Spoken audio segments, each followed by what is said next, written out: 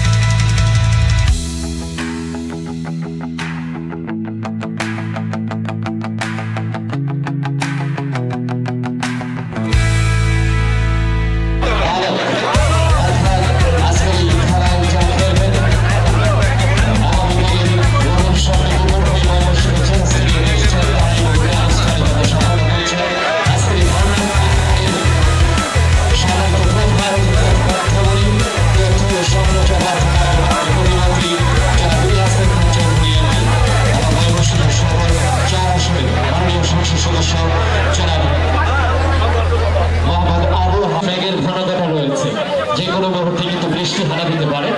যার ফলে আমাদের আনুষ্ঠানিকতা খুব দ্রুতই শেষ করতে হবে। এবং এই মুহূর্তে আমরা দেখছি একটি সেই মহেন্দ্রক্ষণ, যার জন্য অনেক অপেক্ষা, যার জন্য অনেক প্রতীক্ষা, এবং ময়মনসিংহ জেলা স্টেডিয়াম এবং অনেক অনেক অভিনন্দন জ্ঞাপন করছি ময়মনসিংহের কৃতি সন্তান মুশফিকুর অহংকার এবং